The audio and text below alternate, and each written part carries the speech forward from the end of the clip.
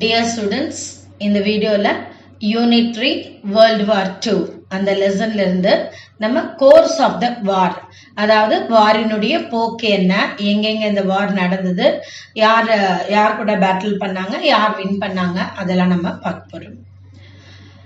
இந்த வாரோட நேச்சர் என்ன, இதனுடைய ஃபீச்சர்ஸ் என்னென்ன, ஸ்பெஷல் ஃபீச்சர்ஸ் என்ன அப்படின்னு பார்த்தீங்கன்னா, வேர்ல்ட் வார் 2 ரெண்டு கான்டினென்ட்ல நடந்தது. ஒன்று யூரோப், இன்னொன்று ஏஷியா பசிபிக். யூரோப்ல அலைஸ்க்கும் ஜெர்மனி அண்ட் இட்டாலிக்கும் நடந்தது.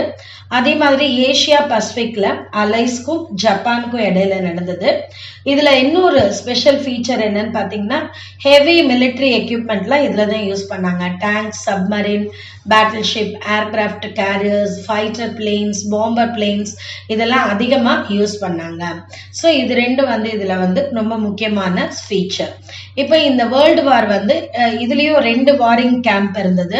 ஒன்னு அலைஸ்ன்னு சொல்லுவோம், இன்னொன்னு ஆக்சிஸ் பவர்ஸ்ன்னு சொல்லுவோம். அலைஸ் வர்சஸ் ஆக்சிஸ் பவர்ஸ் அப்படின்னு சொல்லலாம்.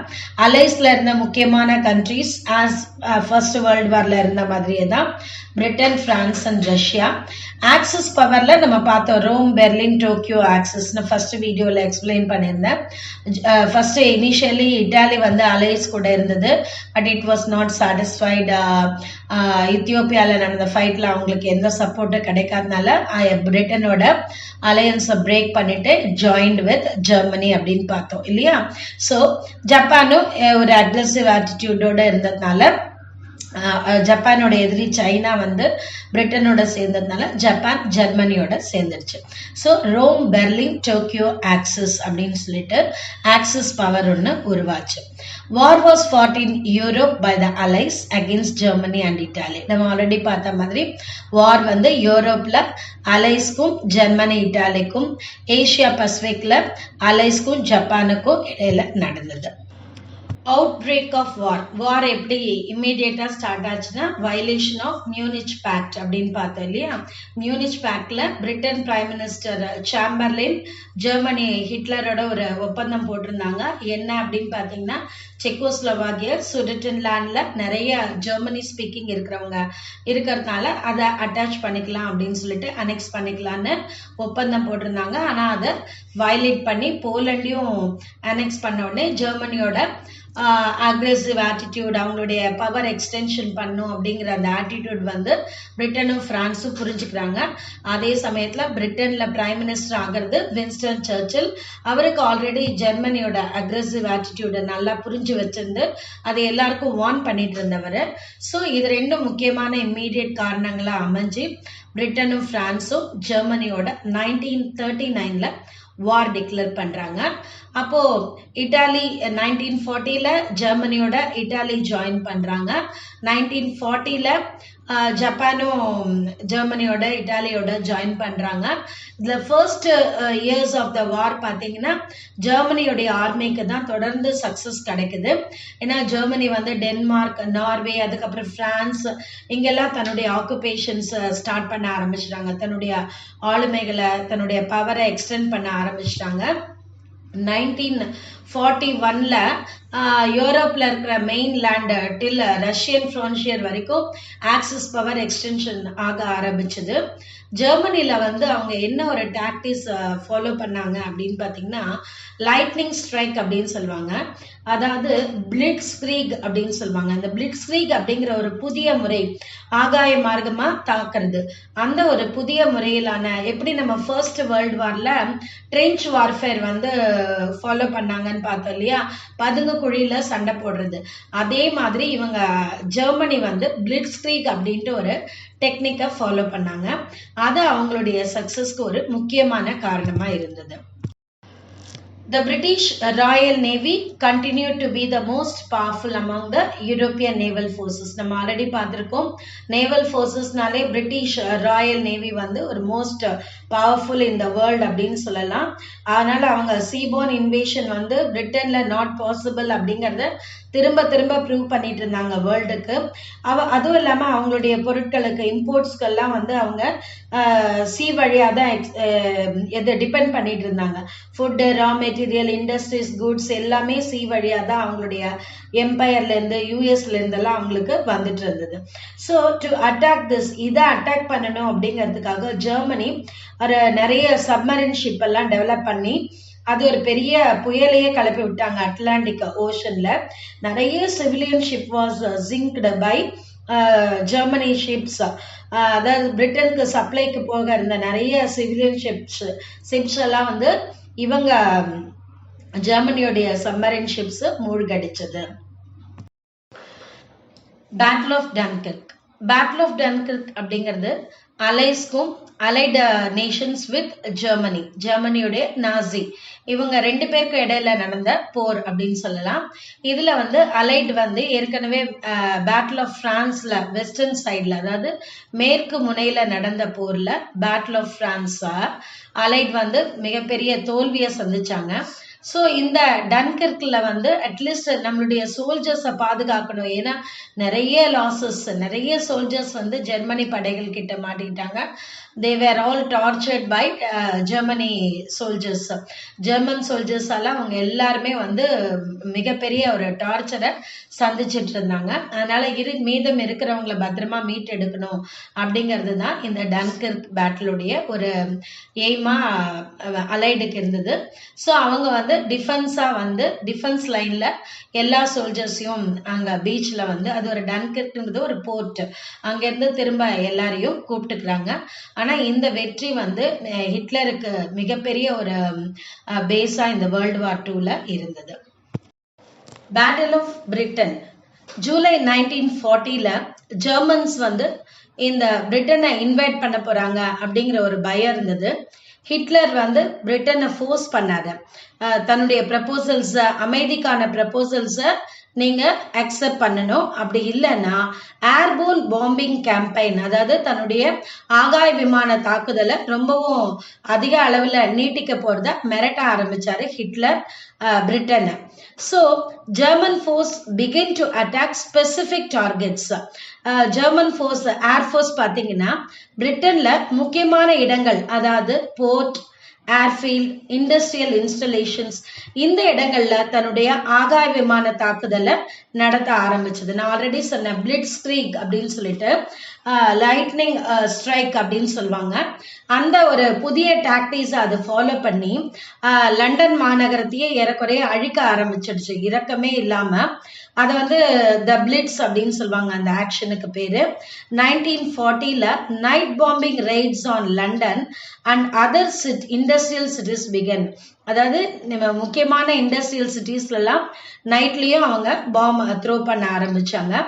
ஆனா இந்த கேம்பெயின், ஜெர்மனியுடைய இந்த ஆகாய விமான தாக்குதல் ஃபெயிலியர் ஆச்சு. எப்படி அப்படின்னு பாத்தீங்கன்னா, பிரிட்டன் வந்து ஒரு புது டிவைஸ் ஒன்று டெவலப் பண்ணாங்க. அதுக்கு பேரு ரேடார் அப்படின்னு சொல்லிட்டு. இது வந்து என்ன பண்ணும் அப்படின்னு பாத்தீங்கன்னா, it detects aircraft while still at a distance. தொலைவிலேயே அந்த போர் விமானங்கள் வரும்பொழுதே அது கண்டுபிடிச்சு சொல்லிடும்.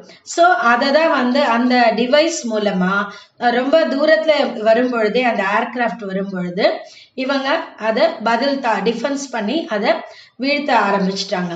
ஸோ இந்த ரேடாரால இந்த கேம்பெயின், இந்த ஏர் பாம்பு கேம்பெயின் வந்து ஜெர்மனிக்கு தோல்வியை தழுவியது, ஜெர்மனிக்கு தோல்வியை கொடுத்தது. So the Germans dropped their plans to invade Britain because of the failure of the air battle. So Germany வந்து இந்த ஏர் பேட்டில் தன்னுடைய தோல்வியை ஒத்துக்கிட்டு அதோட அந்த பிளானை டிராப் பண்ணிட்டாங்க. இதுக்கு முக்கிய காரணம் இந்த ரேடார் அப்படிங்கிற ஒரு டிவைஸ் அவங்க புதுசா பிரிட்டன் கண்டுபிடிச்சது ஒரு முக்கியமான காரணமா அமைஞ்சது. செகண்ட் வேர்ல்டு வார்ல அமெரிக்கால பிரசிடென்டா இருந்தவர் தியோடர் ரூஸ்வெல்ட். அவர் வந்து இந்த வாரை பொறுத்த வரைக்கும் இன்டைரக்டா தான் ஹெல்ப் பண்ணிட்டு இருந்தார். அதாவது டைரக்டா வார்ல என்ட்ரி ஆகல. ஆனா அதே மாதிரி தனிமையில ஐசோலேஷன் பாலிசியை நம்ம இனிமே ஃபாலோ பண்ணக்கூடாது. ஏன்னா தொடர்ந்து ஜெர்மனி வின் பண்ணிட்டே இருந்தது. அலைடு ஏறக்குறைய எல்லா இடங்கள்லயும் தோல்வியை சந்திச்சுட்டு இருந்தாங்க. ஸோ இனிமே நம்ம அப்படி இருக்கக்கூடாது, ஏதாவது ஒரு விதத்துல ஹெல்ப் பண்ணும் அப்படின்னு சொல்லிட்டு தியோடர் ரூஸ்வெல்ட் லென்லீஸ் ப்ரோக்ராம் அப்படின்னு ஒரு ப்ரோக்ராம் ஒன்று ஸ்டார்ட் பண்றாரு.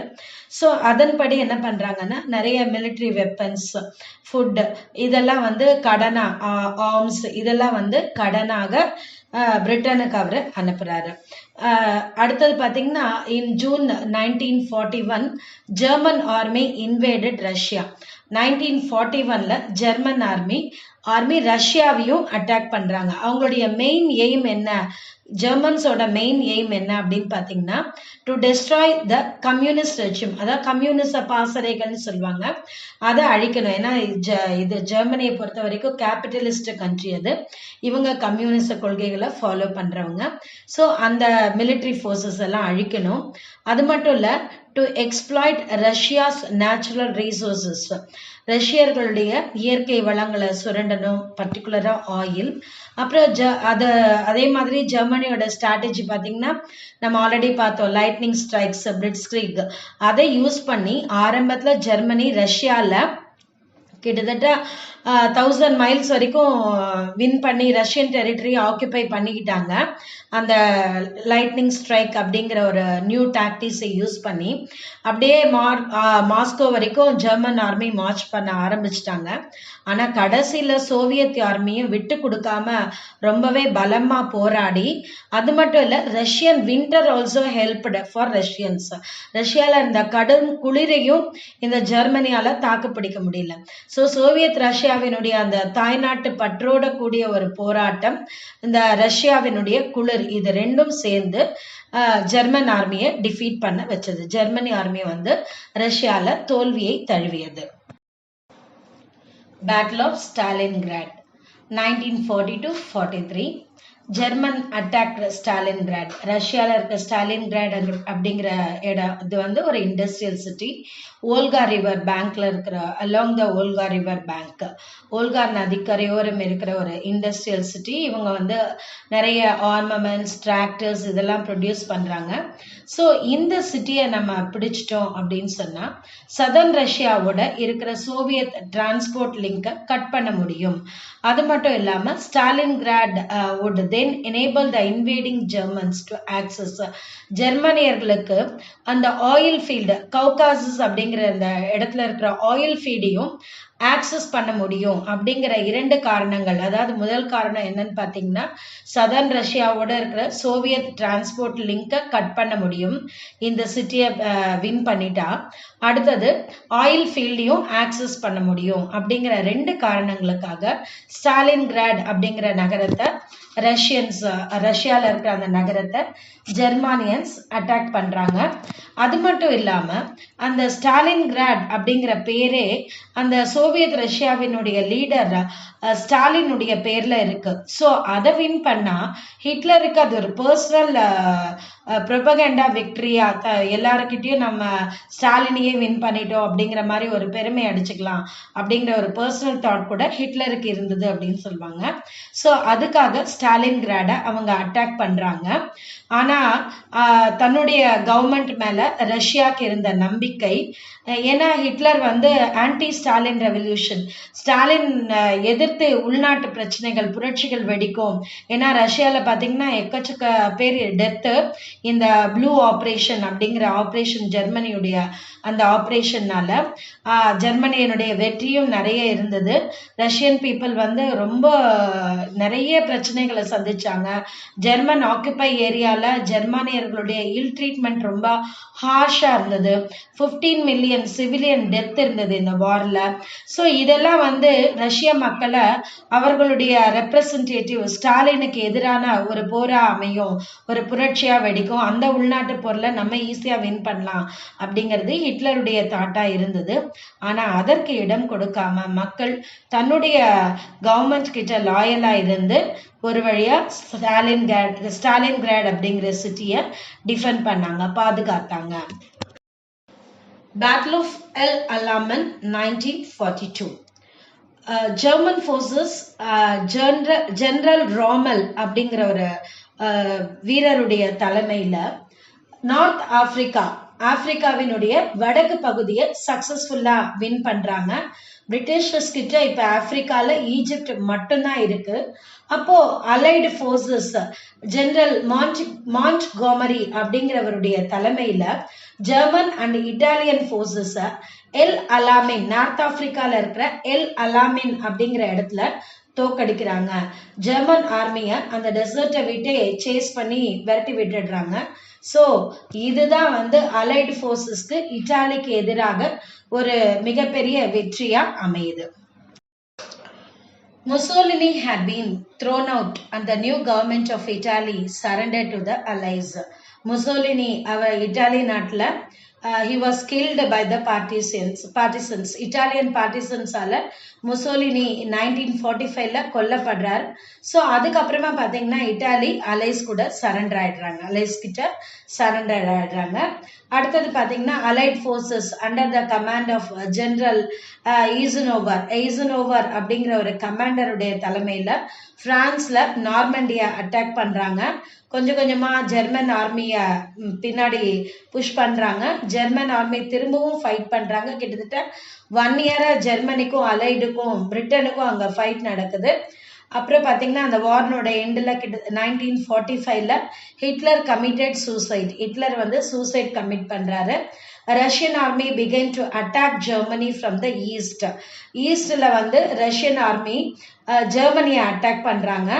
ஈஸ்டர்ன் யூரோப்ல, போலண்ட்ல எல்லா இடங்கள்லயும் ரஷ்யா பெரும்பான்மையான இடங்களை வெற்றி பெறாங்க. 1945ல பெர்லின்ல சில பகுதிகளையும் ரஷ்யா வின் பண்றாங்க. அதனால பாத்தீங்கன்னா ஜெர்மனி இந்த வாருக்கு அப்புறமா 2 பிரிவுகளாக பிரிக்கப்படுது. வார் இன் ஏசியா பசிபிக் ரீஜியன். இப்போ ஈஸ்ட் சைட்ல, அதாவது சவுத் ஈஸ்ட் ஏசியாவினுடைய ஈஸ்ட் சைட்ல ஜப்பான் ஒரு மிகப்பெரிய வல்லரசு நாடா, எப்படி வந்து ஹிட்லர் வந்து ரொம்ப அக்ரெசிவ் ஆட்டிடியூடோட இருந்தாரோ அதே மாதிரி இப்பவும் ஜப்பானோடைய அக்ரெசிவ்னஸ் குறையவே இல்லை. அவங்க மஞ்சூரியாவை 1931ல இன்வைட் பண்றாங்க, அட்டாக் பண்றாங்க. இதை வந்து சைனா வந்து லீக் ஆஃப் நேஷன்ல அப்பீல் பண்றாங்க. ஆனா யூஎஸ், பிரிட்டன் அதை காது கொடுத்து கேட்கல. உடனே துணிஞ்சு 1937ல ஜப்பான் சைனாவை அட்டாக் பண்ணி பீஜிங், அப்போ வந்து அது பெக்கிங் அப்படின்னு சொல்லுவாங்க, ஸோ அதையும் வின் பண்றாங்க. அது வந்து ட்ரெடிஷ்னல் கேபிட்டல் ஆஃப் சைனா. அடுத்தது பார்த்தீங்கன்னா ஷாங்காய் சுத்தி இருக்கிற இடங்களையும் இவங்க ஜப்பான் வின் பண்ணிடுறாங்க. ஜாப்பனீஸ் ஆர்மி ஒரு பெரிய ஹிஸ்டரியில ஒரு பெரிய வின்னிங்க இந்த சைனீஸ் இன்வேஷன் மூலமா அடையிறாங்க. ஸோ சைனீஸ் ஆர்மி அண்டர் சியாங்காய் ஷேக், சைனீஸ் ஆர்மி வந்து திரும்பவும் இந்த ஹில்லி ரீஜியன்ஸ்ல போய் ஜப்பானீஸை எதிர்த்து போராட முயற்சி பண்றாங்க. ஆனா ஜப்பான் தொடர்ந்து வெற்றி அடைஞ்சிட்டே இருக்கிறாங்க. அது மட்டும் இல்லாம டிசம்பர் 1941ல ஜப்பான் பேர்ல் ஹார்பர் அப்படிங்கிற ஹவாய் தீவுல இருக்கிற ஒரு துறைமுகம், அது அங்க அமெரிக்கன் நேவல் இன்ஸ்டலேஷன்ஸ், அமெரிக்க போர் கப்பல்கள்லாம் அங்க நிறுத்தி வச்சிருக்கிறாங்க.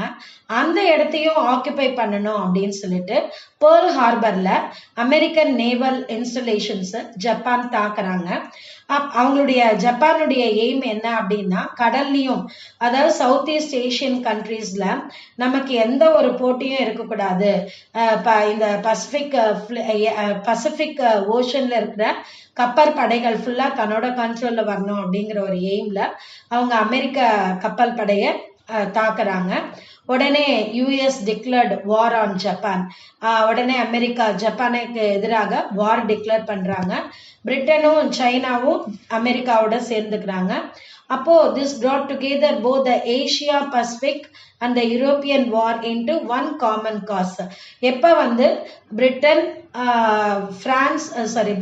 யூஎஸ் இவங்க 2 பேரும் ஜாயின் பண்றாங்களோ அப்ப அது வேர்ல்டு வார் 2 காமன் காஸா ஒரு பொதுவான ஒரு காரணமாக இந்த பேர்ல் ஹார்பருடைய தாக்குதல் அமையுது. ஜப்பான் சவுத் ஈஸ்ட் ஏசியால மிக பெரும்பான்மையான இடங்களை வின் பண்றாங்க. Guam, Philippines, Hong Kong, Singapore, Malaya, Dutch East Indies, அதாவது இந்தோனேஷியா பர்மா எல்லா இடங்களும் ஜப்பான் வந்து வின் பண்றாங்க. அது மட்டும் ஆனா US navy defeated the Japanese navy in the battle of Midway. Battle of Midway அப்படிங்கிற ஒரு போர்ல யுஎஸ் நேவி ஜாப்பனீஸ் உடைய நேவிய தோக்கடிக்குது. அப்ப அலைஸோட வெற்றி ஆரம்பமாகுது. அதே மாதிரி பேட்டில் ஆஃப் கொடல் கேனல் அப்படின்னு ஒரு பேட்டில் சோலமன் ஐலாண்ட்ல அந்த இடம் அந்த சண்டை நடக்குது. அதுல வந்து ஆர்மி நேவி ரெண்டுமே வந்து போர்ல ஈடுபடுறாங்க. நிறைய மாதங்கள் இந்த போர் ஜப்பானுக்கும் பிரிட்டனுக்கும் அலைஸ்க்கும் நடக்குது. அப்ப இது ரெண்டு American forces were able to retake the Philippines. American forces திரும்பவும் Philippines தன்னுடைய கண்ட்ரோலுக்கு கொண்டு வராங்க. Hiroshima and Nagasaki 1945. யூஎஸ் பார்த்தீங்கன்னா ஒரு டாப் சீக்ரெட் ப்ராஜெக்ட் ஒன்று லான்ச் பண்ணி லேட்டஸ்ட் சயின்டிஃபிக் அட்வான்சஸ் மூலமா ஒரு ஆட்டோமிக் பாம் ஒன்று டெவலப் பண்றாங்க. ஸோ அவங்க ஜப்பானீஸை வந்து சரண்டர் ஆகிறதுக்கு பலமுறை வார்ன் பண்றாங்க. But Japanese general refuse to surrender. அவங்க ரெஃப்யூஸ் பண்றாங்க. வேற வழி இல்லாம ஃபைனலா US dropped and atomic bomb on Hiroshima.